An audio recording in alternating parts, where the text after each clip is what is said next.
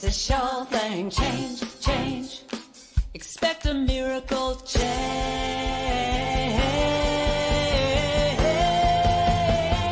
Watch me change when you change the way you look at things.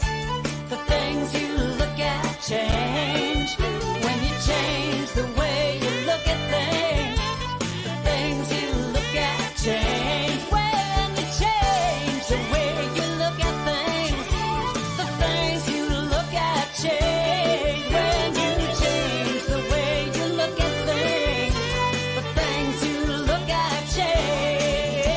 Now do do do do do do change. Do do do do do change. Do do do do do change. Do do do do. Good afternoon. Welcome to Spirit Cafe, or good morning or good evening, depending where you're from. I'm Barbara Schreiner Trudell, And I'm Cheryl Rogers. and we are best sister friends from different mothers, different continents, and we both live in Ontario right now. So that is awesome. Just want to begin with the land acknowledgement, and it is my honor to work, live, and play on the historical and traditional territory of many Indigenous nations, including the Anishinaabe, the Wendat, and more recently, the Mississaugas of the Credit and the Haudenosaunee nations. Toronto is home to many diverse First Nation, Métis, and Inuit people. So we recognize our oneness, we realize our history, and we choose to create a new reality. And the Indigenous name for Toronto is Toronto. Toronto. I can't quite get it, but I'll work on it. We are one. Miigwech. Miigwech. Well, Miss Cheryl, this has been a week in the news. Yep, lots going on. Mhm. Guns, guns, guns. What Yeah. good comes from that, right? Well, Unfortunately. ultimately, like you said before the show, consciousness creates. So where's our consciousness at the moment? So we have two stories that are from this week in the U.S. And one is having on the weekend an LGBTQ like gay nightclub shot up, 5 people dead, another 18 or so injured. The gentleman has been arrested, a 22-year-old, and then yesterday a Walmart. Yeah, Walmart employees. It hasn't been confirmed. It's not official yet, but apparently the manager went into a room where staff were meeting and shot 6 staff. I believe 6 are dead and others injured. Wow. Yeah. I can't help, I mean, I know we've been going through challenging times, but throughout history, there's challenging times. There's always bumps in the road. What astounds me is what it would take to snap like that. Mhm. Like, what has to be in your heart that you would go out and choose to murder people at random? And I mean, maybe the Walmart one isn't a random one. Yeah. Right? Obviously, he knew those people, and but the Well, one on Saturday night, right, in the gay Yeah. club, it's like, what? Well, I think, I think those kind of things probably do happen at random, because it even if it was targeted with people, it still shows that there are some underlying issues that drove a person to do that. Exactly. And so for me, what it highlights for me is the systemic issues that have not been addressed, that have never been addressed. Yes. The consciousness that we are currently living with because of what we as a collective have created.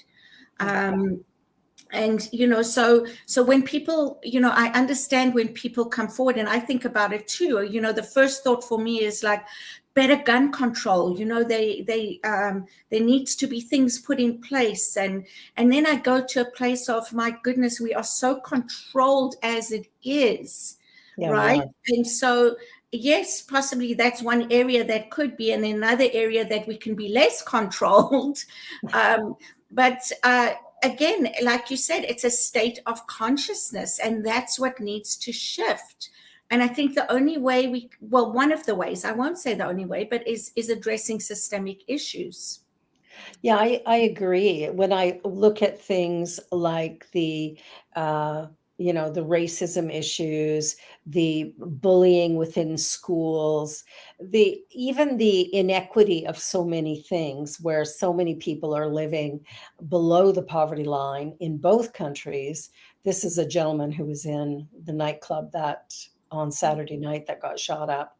When you look at the rights of women in the US, I mean, Roe versus Wade being overturned, and then you look at LGBTQ rights. I was reading something today where this year alone, 238 bills have been put forward by state lawmakers to limit the rights of LGBTQ Americans.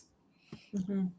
Like that to me that's one that I really struggle with, because when I think about just like that picture we saw at the beginning with all the flowers and everything, love, over hate or whatever it was, the idea of love is the answer, right? Like the whatever is going on, right? And hate comes from training, it comes from indoctrination, and Yeah. it comes mainly from fear.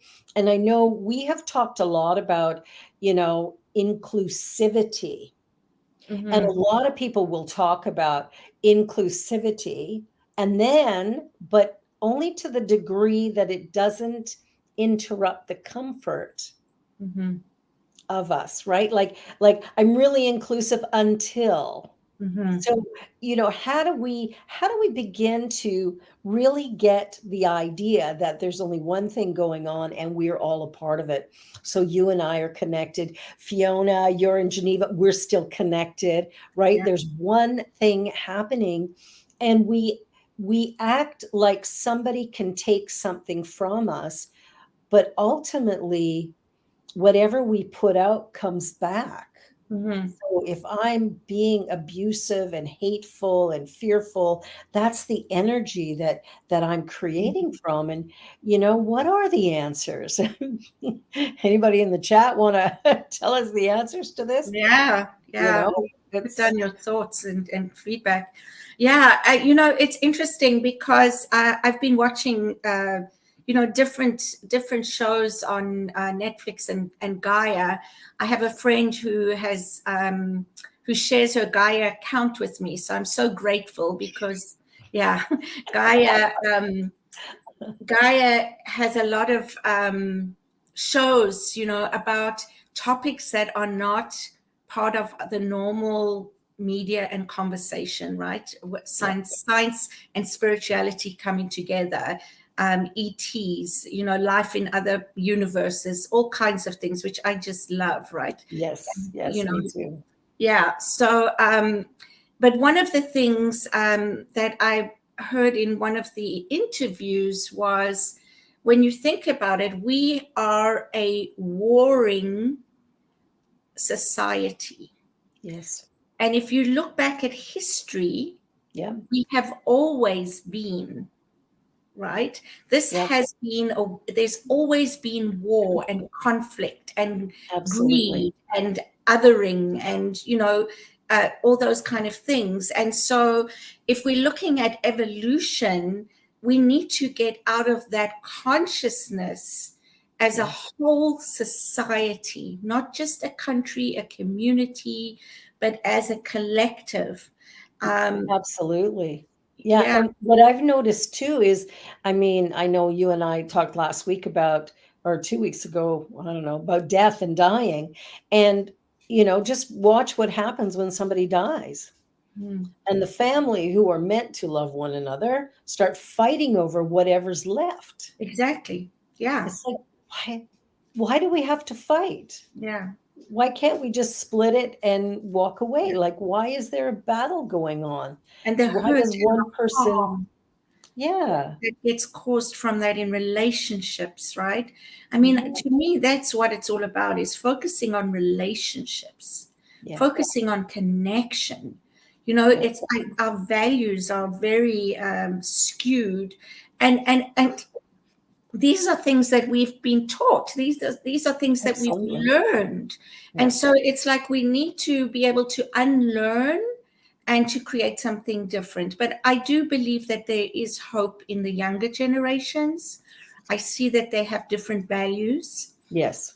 They have the different focus. They're not as influenced, I believe, by everything they see and hear.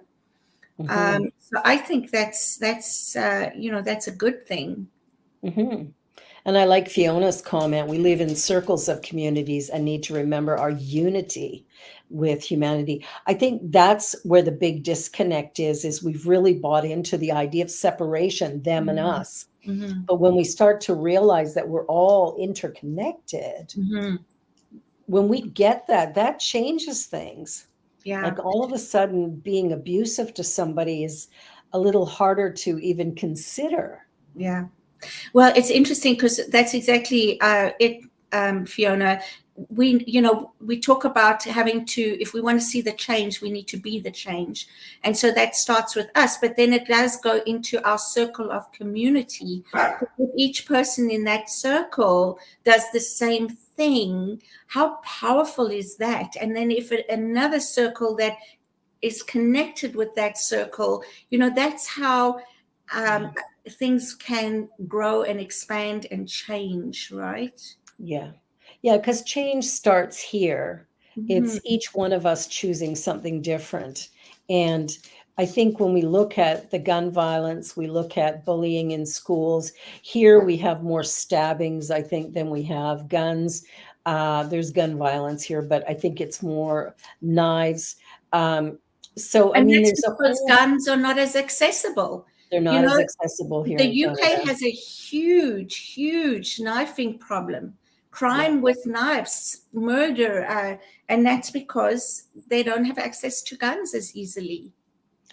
And so we've got all of this fear, because I think people act out like this because of fear. Someone else is infringing on their beliefs or their values, or their ideas of what's right and wrong. I can go kill a transgender person because I don't believe that that should be okay. All of these very odd ideas about life and living and who has a right to being considered human. I mean, look at what we've done with Indigenous people and the Black community. It's like we separate. We just keep Mm, dividing, but ultimately we're not able to. mhm. Like it's an illusion. The division is an illusion.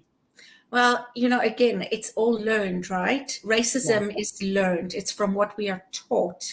Um, exactly. Prejudice, biases, all those kind of things we learn from the environment that we grow up in. Um, Exactly. and so, until we realize that we could be doing things differently, Yeah. and could be learning from our mistakes, it's going to take a while. It's just going to take as long as it takes.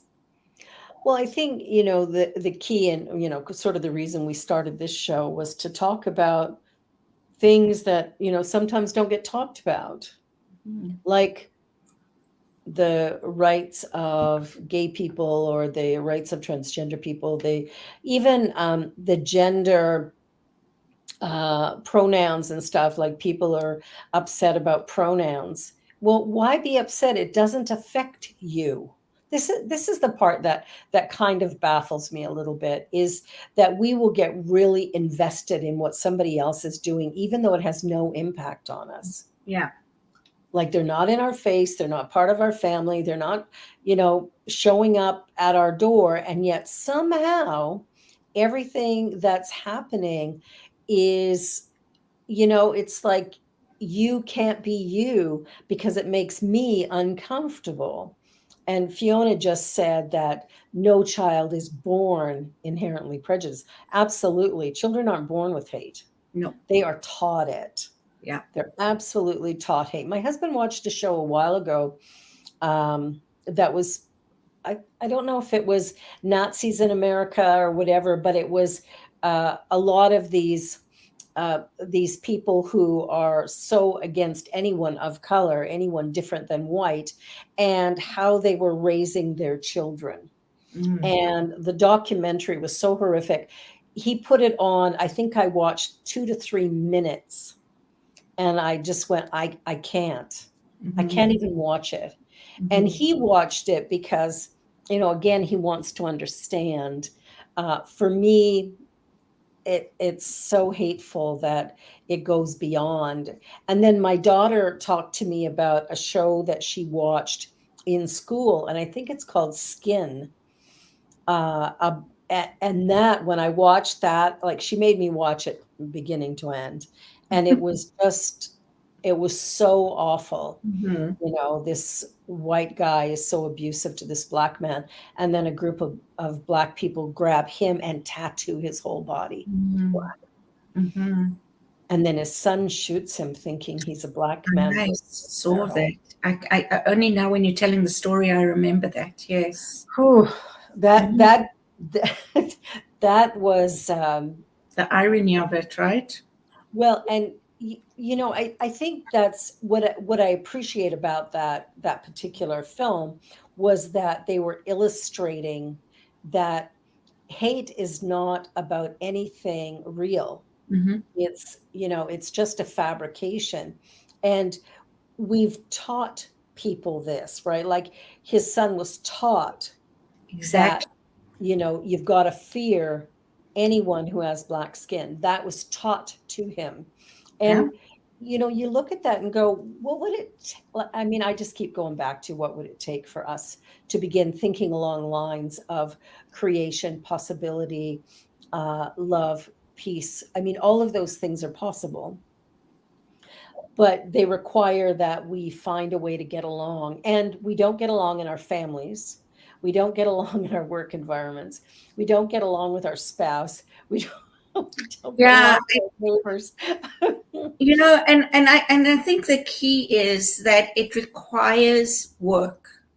Yeah, It requires inner work. it does. Not to anyone or for anyone, but for and to ourselves, which is for the better of the collective. Yeah. And just talking about it and reading about it and watching things about it is not going to change anything. It's about that awakening that Michael spoke about a few weeks ago, that we need to be meditating and going within and shifting our own energy field, right? Because that's what it is. It's energy. Everything is energy. And if we can create a different energy within ourselves, that energy then, becomes the collective energy and creates a shift in reality. I'm saying reality because what is reality? That's another show. That's a whole other show. I mean, that's the thing, is that, and even the things we say to our children don't carry as much weight as the behavior that we exhibit. Yeah. So you could say all the right things, but if you behave opposite to that, what your children are going to acknowledge, recognize, and repeat is going to be what they see you doing. That's going to be a big part of how they move forward in their experience. So we're really in an interesting place where we are, taking away the rights of people. Not so much yet in Canada, but definitely in the US, with the, the guns is, I don't even understand why they have so many guns and why they fight to keep them. But, when it comes right down to the whole activity of life and living, I mean, look at this, mass shootings. Look at the map, that's 2022. Whatever's going on, it's like we have to come together. And like Fiona said, affirmative prayer is an excellent start with young children to realign their consciousness. I wrote a program for elementary school called We're Connected: Compassion, Kindness, Respect, and showing children and giving them a model, like giving them activities to do Mhm. that shows what can be done and what can't be done and how to create that. Because I don't believe in anti-bullying, which we talked about last week, Yeah. anti anything. But I do believe in teaching compassion, kindness, respect, and acknowledging that each person is unique and special. Mhm. Mhm. That for me is the way we need to train our children, Yeah. and to hold them accountable, Yeah. no matter what age they are, Yeah. if they're doing hateful, hurtful things, Mhm. rather than going, well, boys will be boys. Mhm. Yeah. And absolutely agree with you, Fiona. I was just when you typed that in, I started looking for a message that I received 2 days ago from my daughter-in-law. So I've been looking at books for my grandchildren, children's books from Wayne Dyer, and there's another place called Conscious. I can't remember, but also doing children's books and things like that, like New Thought kind of books. And I sent one of the Wayne Dyer books home with my grandchildren on Friday. And my daughter-in-law messaged me yesterday and she said, "Hey, that book you sent home with the boys is great. We read it tonight. Great messages." Nice. Which is, wonderful. And I have two more upstairs. I buy them and I keep them, and and then I sort of let them into their space. But what I loved about that was, for me, it was like, yes, because they will not speak to me about spirituality. They will not speak to me, my kids, right, about Yeah. my belief systems, that all this kind of thing. It's like, I don't know. I don't know if it's just because I'm their mother or what it is, but I know other mothers who Yeah. are able to talk to their kids about those things. But yeah, they don't get it because they still think that it's religion because it's got a name, or it's, I don't know. That is so unfortunate, because especially here in Canada, religion is very kind of poo-poo. Most people don't want to hear about religion. Mhm. And so there's a confusion of what is spirituality and what is religion. And religion is an organization, where spirituality is an inner experience. And I think, and that experience doesn't have to have any religious words attached to it, right? I can talk about mind being powerful. I can talk about the universe. I can talk about what's back of science. There was an article in Newsweek years ago that science finds God. And the whole article was about these scientists and how, because of what they've proven, the principles they've proven scientifically, the only thing that makes sense is that there's an intelligence back of the universe. Yeah. That's the only thing that can make it make sense to them. And, it's fascinating how we believe in electricity, how we believe in the gravity, right? Like, we know these things, we can't see it. We can only see the result of it. And like Fiona mentioned, affirmative prayer. Well, we can't see the effect of a prayer until we see the result of Mhm. what it is we've put out. And that result shows us that something is happening. And for me, I'm always astounded by the effect of prayer and how powerful it really is. Well, I mean, affirmative prayer for me is not just about the prayer itself, but it's about the effect that it has on our body, on our emotions, our feelings. Yes. So when we can affirm something and feel that as if it was real and happening right now in the moment, not only are we creating it, because we know that our thoughts, words, and deeds create, but we're also shifting the energy within ourselves, Absolutely. right, into a better space. So that's also very powerful in itself. Yeah. It's interesting because you use the word God, right? And we're talking about God as energy, as universe, Energy. as frequency, there's different ways of what that means to different people. Yes. But that's another, and I'm going to say issue or problem, is because the minute anybody hears the word God, it's like, oh my God, we're talking religion. Well, Exactly. Yes. God for us is one power, one presence everywhere. It's not a man in the sky. It's not a being that's saying, you go to the left and you've been good, you can go to the right. It's not what God is.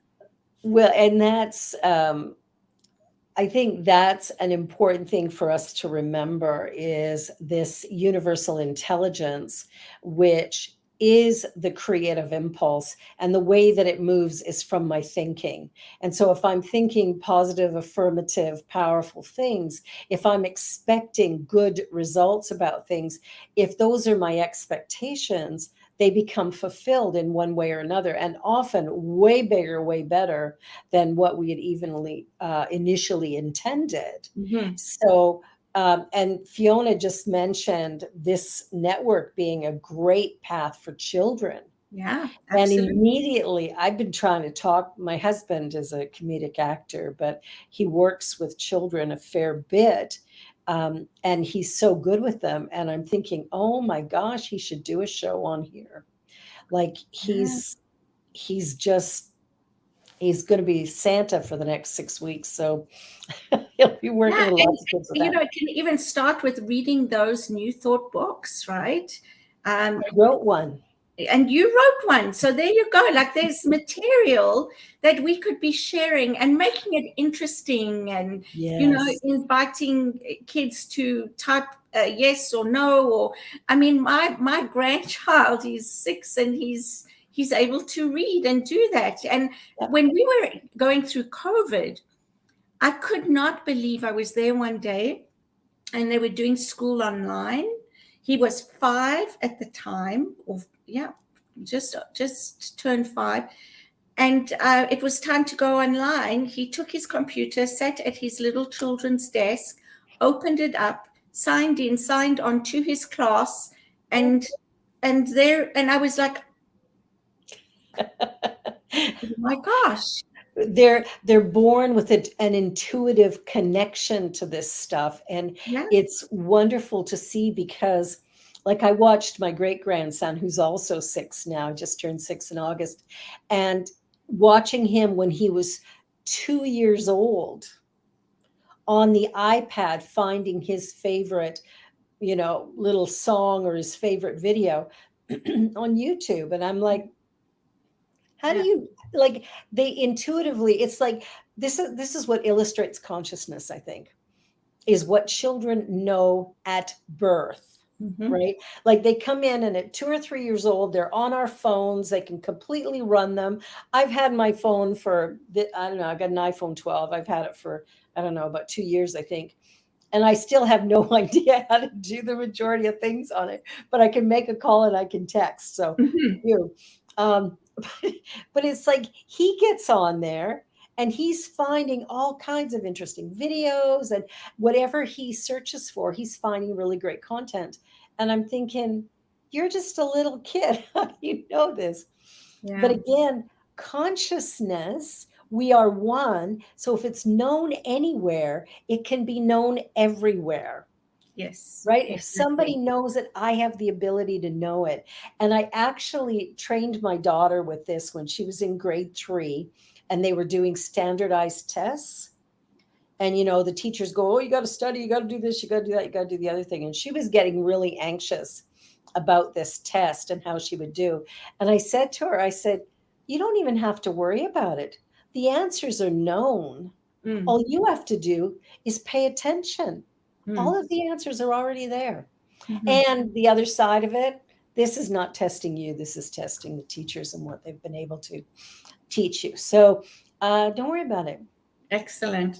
Just relax and go in and do your best. Yeah. And I've been telling her that all along. I'm sure in grade 12, she's in grade 12 now. I'm sure there'll be standardized tests this year. And again, I'm going to tell her the answers are already known. Mm-hmm. In the mind of the one, everything is there, and you're part of that. So tap in. We have the ability to know. Yeah. I love that you said this is not about testing you. It's about testing them. It's testing the curriculum and you know, I remember a few years ago when the new sex ed curriculum came in. I went to a meeting, you know, that was explaining the curriculum, and of course the big issue was, you know, we can't teach children about sex. That's evil, bad, awful. Yeah, yeah. They can watch violence on TV, but don't talk about sex. Yeah, exactly. And I went to this thing, and I'm listening to one teacher talk about, you know, the curriculum and how it dealt with LGBTQ, transgender, all that kind of stuff, right? And a lot of that got left out because, you know, they didn't want to. So two things came up that really astounded me. One was that the people who would teach the curriculum, phys ed teachers, that's who's teaching the curriculum. Their training on the new curriculum was an online thing that, I don't know, like half an hour or something online, they could get it. And the other thing is they could leave out whatever they wanted because they couldn't possibly teach the entire curriculum, so they could pick and choose. So one of the people presenting was a teacher who was transgender, who had transitioned in his elementary school. Mhm. Right? So they knew her and him. And he's not teaching it. Mhm. The phys ed teacher is. And I'm like, how can you teach something you have no understanding of, and maybe you oppose? Mm. Maybe you think it's wrong or not, you know, maybe there's something in you that goes, oh, this is all made up, it's weird, you know, whatever it is. Like, how do we begin to give information that is as deep as it could be or as rich as it could be, if we're deciding arbitrarily how it's going to be disseminated? And then to turn around and go, you know, well, you don't have to send your kids on this day or that day. We can, like, there was just a whole bunch of stuff around it that I'm going, wow, you know, we're trying to get there. I remember what sex ed was when I was in school. Mhm. Only the girls, and it was only about one particular thing, right? Mhm. Nothing else was covered. We learned about everything on the playground, and what we learned had nothing to do with reality. Yeah, I think we learned about sexual diseases. don't I think that was, yeah, I think that was shared, and I'm not sure if The contraception. only thing I learned was about menstruation. That Oh, was it. I didn't learn about that. Yeah, I had no that was in idea grade what was 5 and going 6. on. I was like, oh my God. I'm bleeding to death. Well, you know, that's the thing, is the way information is disseminated, it really is conditional upon where you get it. And that's one of the things that always has, you know, astounded me a little bit. You know, if I watch CNN, I get one thing. If I watch Fox News, I get something else. If I watch the CBC or the BBC, I get something, again, all the same story, but the presentation of it, the way the information is shared is quite different. And why is good news no news? I know. Right? We have to like really create a good news channel or online venue to get News some on Media news. Network. Yeah, I think Friday night, 7:00 Eastern, the good news. there you go, right? Yeah. And so that's wonderful that somebody's doing that. Yeah. Why isn't that part of every day? Why can't we end the news with and the good news? Exactly. Well, and you know, we do this, Reverend Robert does the show on Friday night for half an hour, the good news. But yeah, why don't we do it every day? Mhm. And so I get to fill in for him every now and again. He'll email me and say, are you available? And I find it really fun. But sometimes it's hard to find some really interesting good news, Mhm. because I got to find it online. And, you know, it's like last Who's week was a controlling little that? harder than, The media, right? The media that's spewing Yeah. all the other stuff. exactly, exactly. And there's some great interest stories out there that are just fascinating. Mhm. And it really instills, you know, sort of a great sense of hope it helps to dispel some fear when Mhm. we start hearing inspiring stories of teenagers rescuing somebody from a car wreck, or the science has a great breakthrough that's going to assist people who have very uncommon blood types. Mhm. Like there's some blood types where there might be two people in an entire country that have Wow. that blood. So if they're in an accident, they're in trouble, Mhm. right? Mhm. So it's like you look at some of these things and you see these scientific breakthroughs, or a dog that gets lost and then goes to the neighboring police station and turns itself in. It's like some of them are just so heartwarming. And why can't we have more of those? And why can't we have it every day? Mhm. Yeah. Because I think that would be worth. Well, and that would be worth showing to children, right? Yes. Showing, because that's another area I think we are lacking as a society right now, is children seeing that kind of thing happening in their communities, because Oh, it's yes. so rare, first of all, and it's not really shared in places that they get to see or experience that. Yeah, and I don't know if it's all that rare. It's not talked about and it's not shared. Maybe, yeah.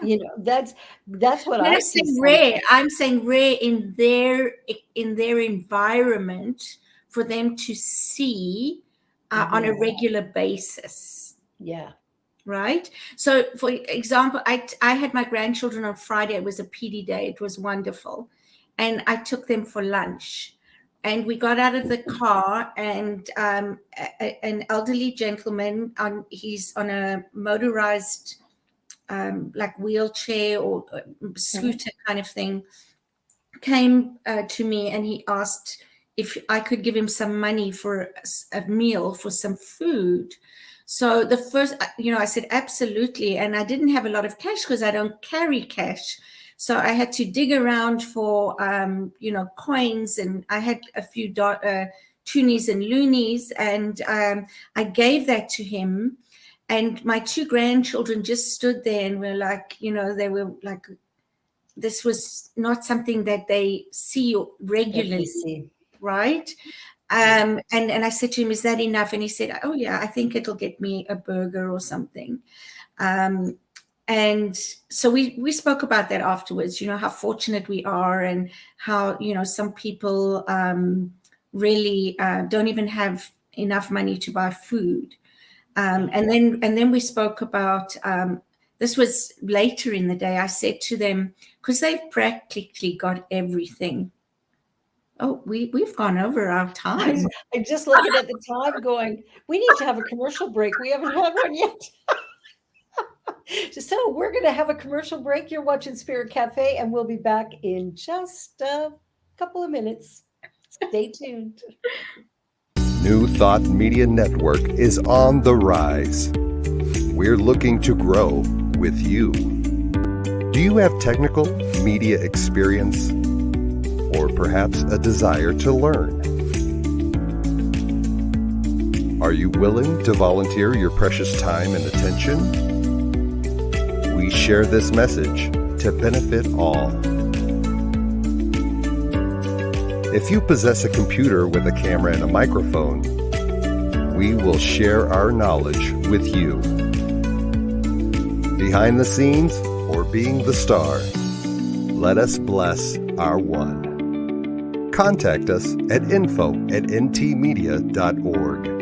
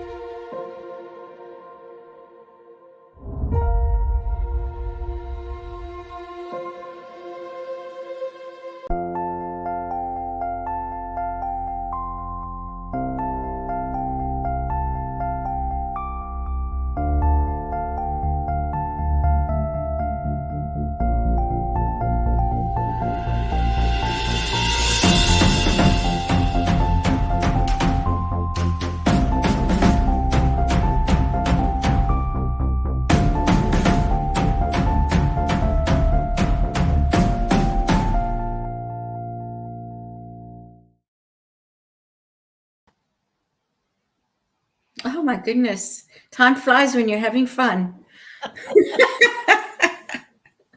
Oh my gosh, it certainly does. It certainly does.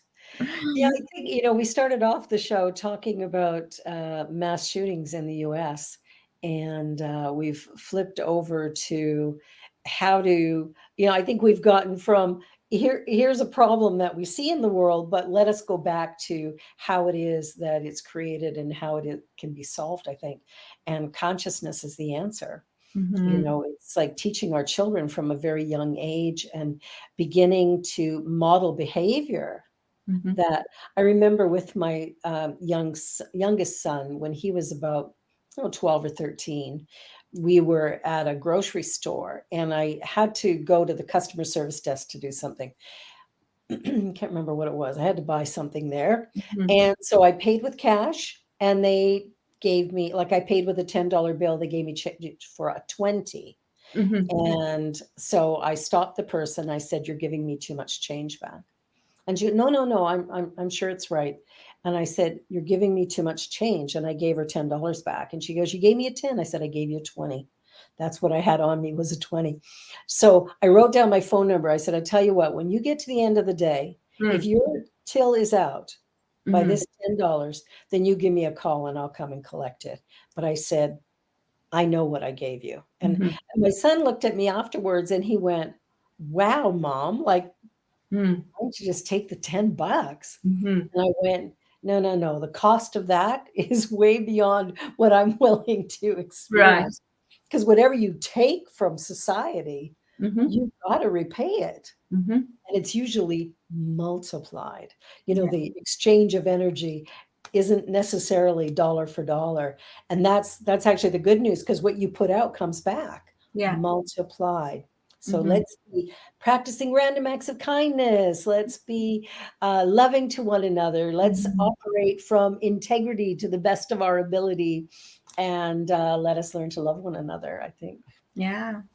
Yeah. that's I agree. It was just making me think of there was just recently a Joy conference online, and they launched a movie about, like a documentary about the Dalai Lama and Desmond Tutu, Archbishop Desmond Tutu from South Africa, and their wonderful, playful, joyful relationship that they have, or had. yeah. Unfortunately, Desmond Tutu is no longer with us, or fortunately. I mean, it's neither good nor bad, right? Yeah, it just Um, is what it is. it just is what it is. But, that's one of the ways that I try and shift my energy is by watching things like that, watching Yes. uplifting, affirmative documentaries or talks, or just listening to Yeah. something online, because that helps me shift my energy from a space that might not be ideal, which you Yeah. know happens often. Well, it's, in our teaching, it's like change your thinking, change your life, Mhm. right? And sometimes we just need something funny to help us change our thinking. My husband likes to share puns with me. So he gets them on Twitter and he'll go, "Oh, oh, oh, got something for you," right? And then he'll recite, um, what was the one yesterday? Uh, 10 plus 10 and 11 plus 11 are the same. And I went, "Oh," and he goes, "Yeah, 10 plus 10 is 20 and 11 plus 11 is 22." Oh, my grandkids will love that.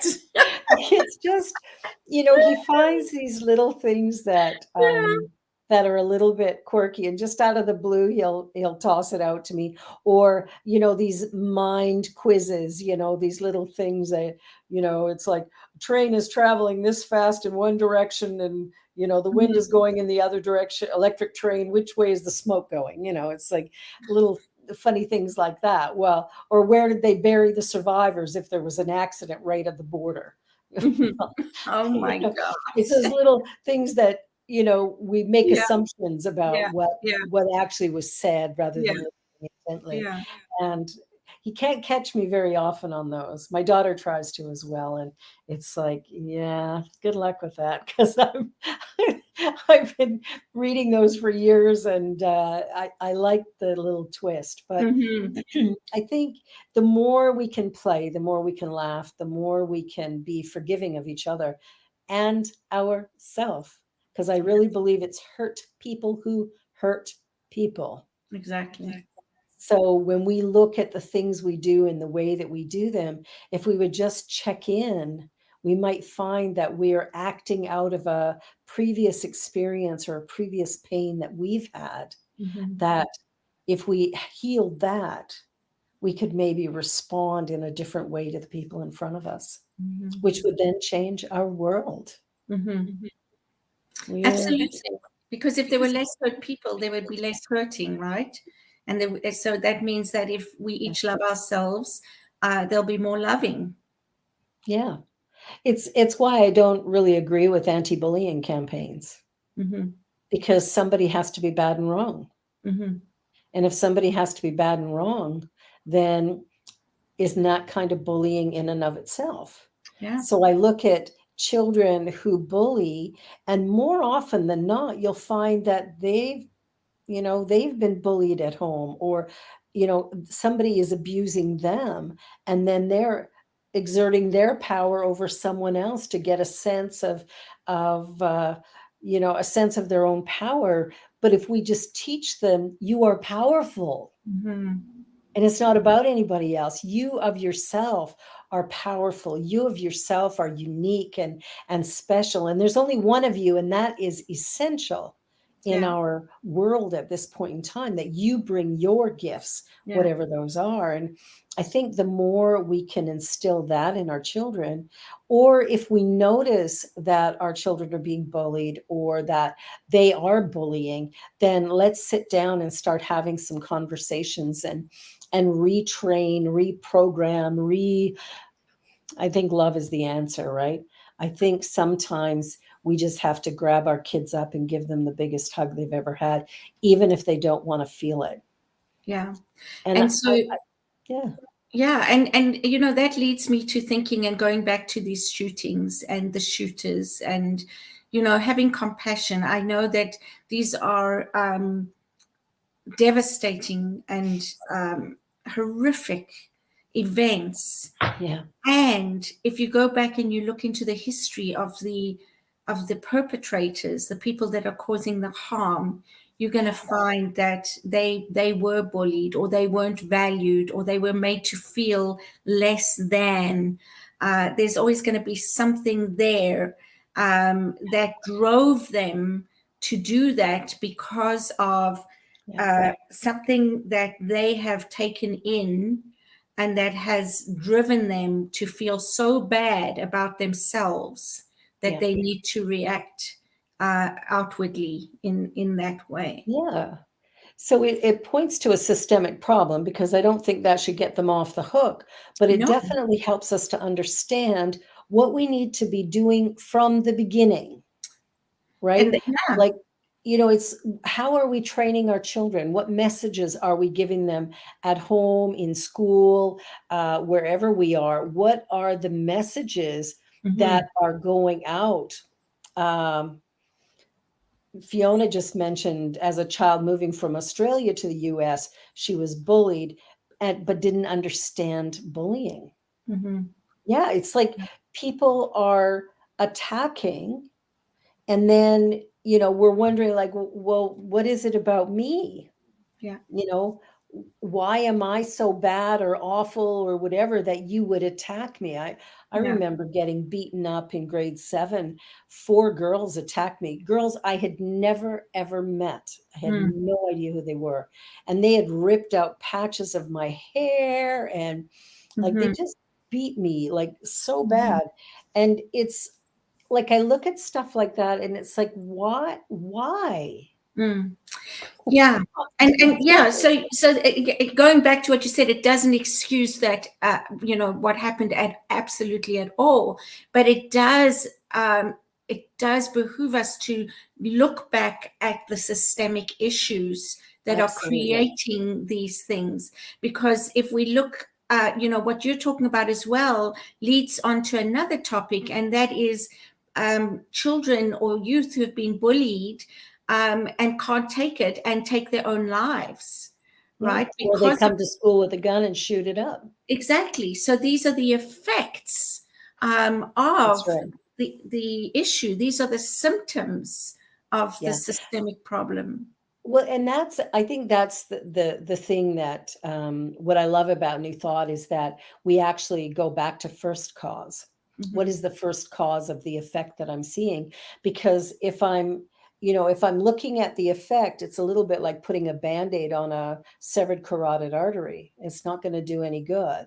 What I have to do is go back and go, now what, and I mean, I can't change that incident, but maybe by creating new programming for schools or new programming on television, just watch television for a while. And I mean, it makes perfect sense why there's so much anger. It seems like so much of the programming is geared to that. Even I was horrified when my young daughter was watching some of the children's programming, and mothers and daughters were behaving in a competitive manner. Wow. Yeah. Like, why are you competing with your child to be the best girl? Or like, what? And this is children's programming. And I'm thinking we have to look at what it is we allow our children to hear and to watch. But then once they go to school, we are kind of out of the picture for a number of hours every day. And we don't know what it is that the teachers are saying or doing unless our children come home and report to us. And unfortunately, a lot of parents don't believe their kids. They believe the teacher. That's another issue. Big issue. Yeah. Big issue. Yeah. My daughter's school doesn't love me very much because, well, I get along with them fine, but I think what they don't like is that I always take her side and I will fight them tooth and nail on it. I don't care what you say. Well, kids lie. Yeah. And my kid, does she lie sometimes? Yeah, probably. I think all do. However, if she's done something offensive or wrong, she takes responsibility. And not once she's been called on it. I've seen her do something wrong and go to the office and tell the principal, I did this and I shouldn't have. So don't tell me that my kid is saying she didn't do something that she did, because that's not her. And I think sometimes as parents, we want to, weigh it out, right? Like, what are you actually doing? And what level of trust do we have with our children? And have we been willing to hear them make mistakes without attacking them for it? Yeah. And I think that's why my daughter will, take responsibility for stuff, because she never gets in trouble for telling the truth. Yeah. We deal with whatever, but you're not going to get in trouble for that. Yeah. It's And it's the same thing as the way schools respond to children's behavior, right? I mean, that's creating, to me, that's really creating pain and harm and confusion and so many things, that our children really needn't be experiencing. And it's because of things like liability, right? They don't want to be liable. So rather than, really care and take care of that child, hands off. Somebody else must deal with it. Call the police. Or, in the good old days, it was like sit down and have a conversation with the parents, with the kids. That really happens anymore. No. Only after it's been addressed in such a negative way. Well, and the disparity between how girls are treated and boys are treated is, I heard of a girl in my daughter's school who had been raped by another student, and this student is still in the school. Didn't get kicked out. It's a he said, she said thing. It's like, no, you can't do that. And this year, she ended up in the same classroom. Oh my gosh. With him. Yeah. And it's like, talk about how can you do that? Yeah. Like that kid, and the thing is, like when it was brought up, it's like, well, you know, I mean, you know, maybe he did, maybe he didn't, you know, we can't, it's like, whoa, I'm Mm-hmm. sorry. Mm-hmm. But to put them in the same class, Mm-hmm. Yeah. there's so much systemic change that needs to happen, and it has to start when they're little wee. It has to start when they're little wee, and it has to start with us as parents, as grandparents, you know, as healing the hurt and the harm that we've experienced in our own lives. Yeah. That's, yeah, absolutely. And you know, I feel like I really feel like you should actually pray us out with an affirmative prayer. I can do that. Thank I you. can do that. In a Well, let living us join together. Yeah, thanks, Cheryl. Let us join together in consciousness as we close out today's Spirit Cafe. And what I know is that there's a power for good in the universe, that it's infinite, creative, and intelligent. It's everywhere present, it's all knowing, it's all powerful. And so it's fully present here and now as each one of us. And I know for our world at large that there is something exciting and delightful, beautiful, and remarkable that's occurring. There's a shifting in consciousness, which is expansive, which is permeating the very cellular structure of each and every one of us, causing greater joy, peace, and happiness in our world of affairs. And that each child is seen as a gift and a blessing, that educators acknowledge this gift, that parents acknowledge this gift, and that we as people acknowledge our own gifts and talents moment by moment, day by day. That something remarkable occurs as a result of love being the answer to every dilemma, that we go back to cause always, and beginning there, we begin to shift consciousness, change direction, and produce peace, love, and joy at every point in space. So my heart is filled with gratitude. Gratitude for this discussion, gratitude for this moment, gratitude for this day, that life is in a transformative process and the change is for good and more good and more good, always getting better.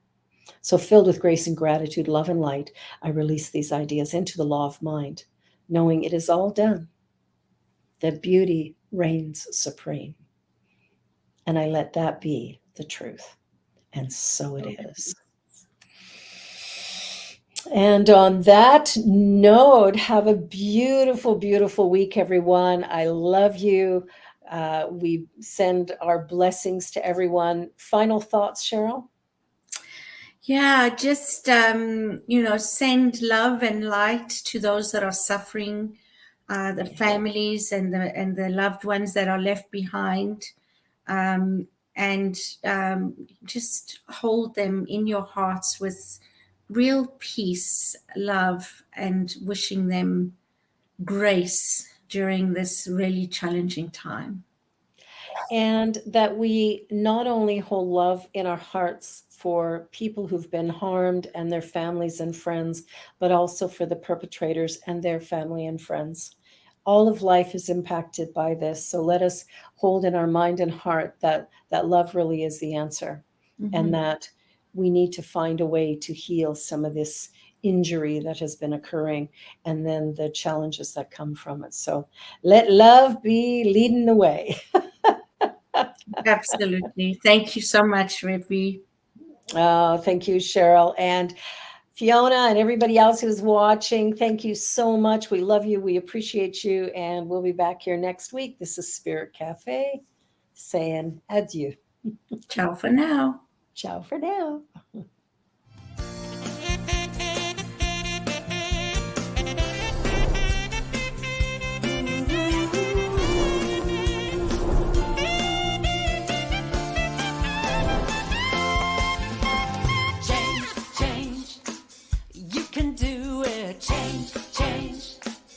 It's a sure thing. Change. Watch me change when you change the way you look at things, the things you